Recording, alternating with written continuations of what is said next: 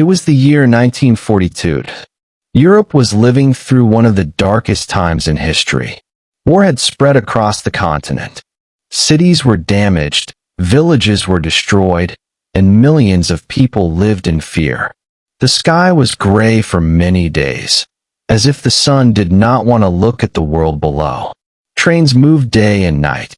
Train stations were full of soldiers, mothers crying quietly, and children holding old toys. Cities were silent, but this silence was not calm.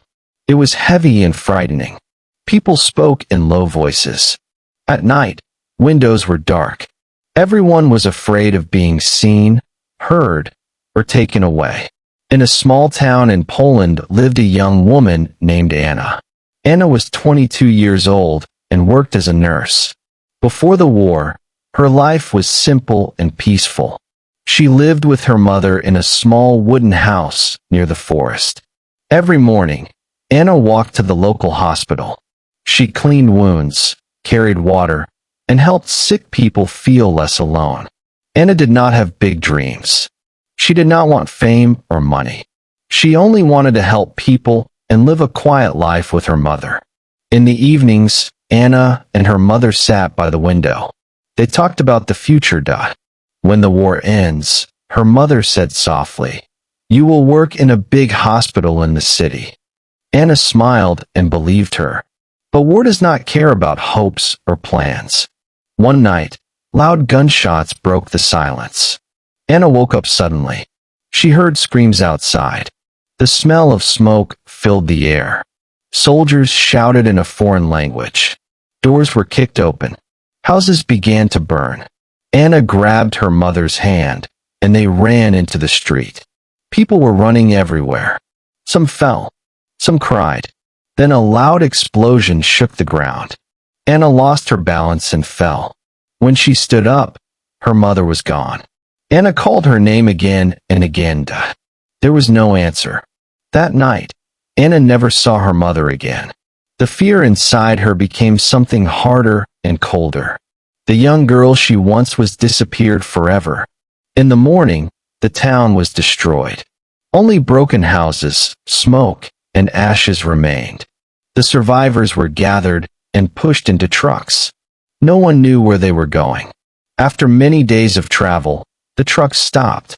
The prisoners were pulled out and forced to stand in lines. They had arrived at a prison camp in Germany. Tall fences made of sharp wires surrounded the camp. Guard towers stood in every corner. Life inside the camp was cruel. The prisoners lost their names. Anna was no longer Anna. She became number 417. Days and nights felt the same. People were hungry, cold, and tired.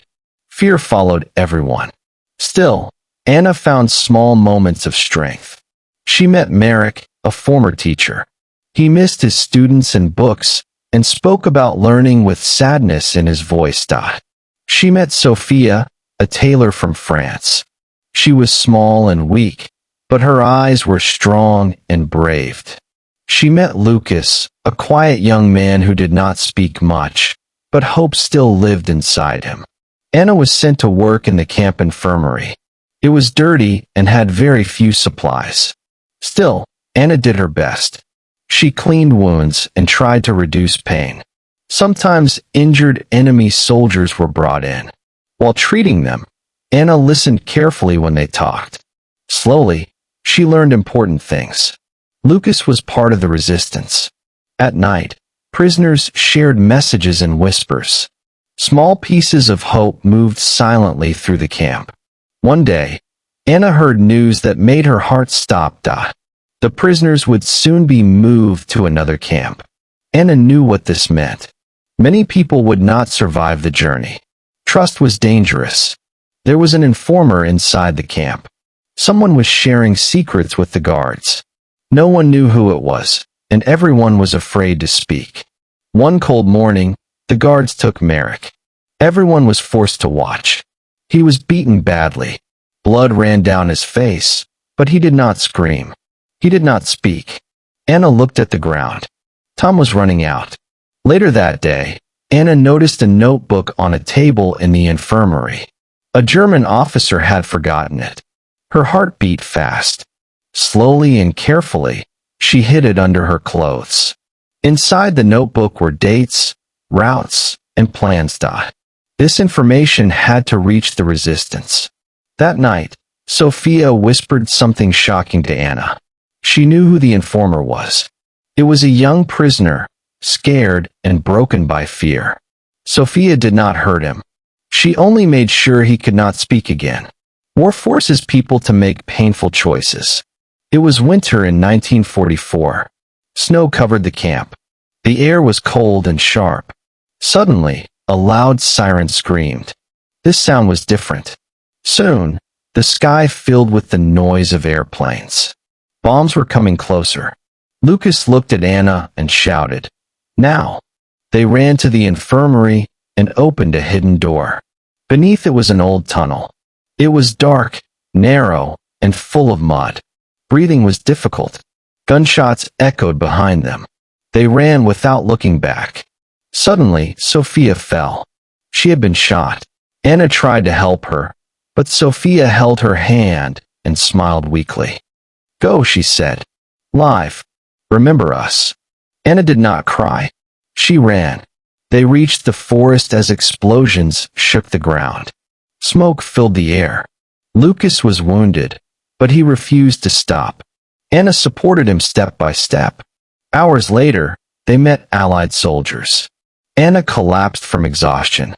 She woke up in a field hospital. Clean beds, fresh air, quiet voices. The war was not over yet, but something had changed. Hope was alive. Months later, the war ended. Europe was broken. Cities lay in ruins. Many lives were lost. Anna searched for names. When she learned that Lucas was alive, she cried with relief and happiness. Years passed. In a small town, a new hospital opened. On the door, a sign read, "Hope Infirmary." Anna became the head nurse. Lucas became a teacher. On one wall, two names were written: Sophia, Merrick. They were never forgotten. Sometimes Anna looked at the sky and remembered the dark days. But now, the sun was shining. The war took many things, but it could not take the human power to hope. Even in the darkest times, if a heart chooses to survive, hope will always rise from the ashes.